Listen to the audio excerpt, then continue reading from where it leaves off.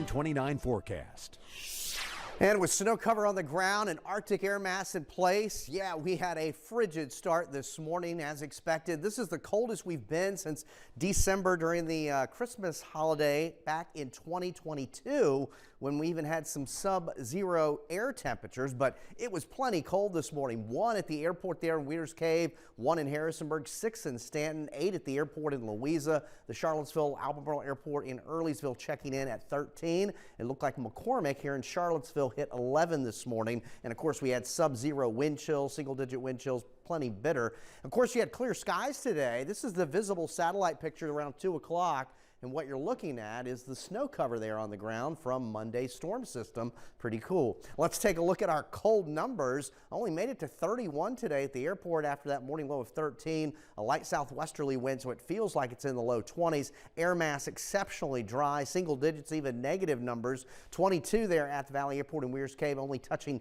25 after that morning low of a lonely 1. We've got 27 in Louisa, same in Palmyra, 25 in Lovingston, 26 in Madison, and already some low 20s from Waynesboro to Stanton. As far as any wind chills, they're generally in the teens and low 20s across the region, and it's still plenty cold tonight. Maybe just not as frigid, but most of us will be down in the low to middle teens, and those wind chills will be in the single digits for many. There could certainly be some pockets of some single-digit readings in terms of the lows tonight. And then tomorrow, temperatures will moderate a bit. How about some upper 30s to low 40s? So we climb above freezing, but the clouds will be on the increase, and that's ahead of the next storm system.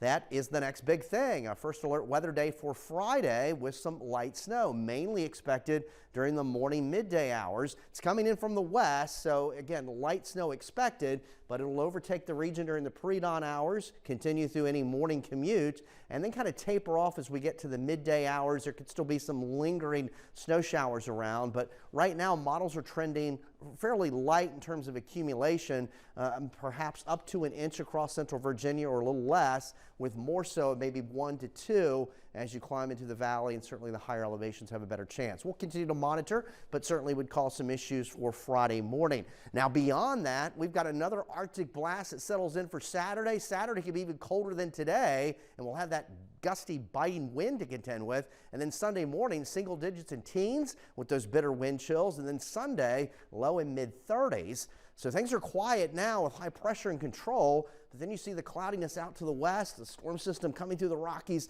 That'll quickly head eastbound. Of course, the Arctic air is still at play, but as this storm departs, we get a reinforcing shot of Arctic air, and that rolls in here for the weekend. So there's the configuration of the jet stream with that trough in place right through the weekend, but then next week it begins to lift away, and so that means a little January thaw, especially as we get into the middle of next week, and that's the trend as we look ahead to next week, and we'll see those numbers begin to climb back up. Temperatures tonight are still plenty cold, low and mid-teens for many of us. Icy areas to be mindful of. There's a look at the Michael and Son 7-day forecast. That first alert weather day for Friday with some light accumulating snow mainly in the morning. And then that bitter blast of Arctic air once again here for the weekend. I mentioned that January thaw. Look at Tuesday, Wednesday of next week as temperatures climb into the 50s. We could see some rain in here later Wednesday, maybe next Thursday. It's a good old heat wave.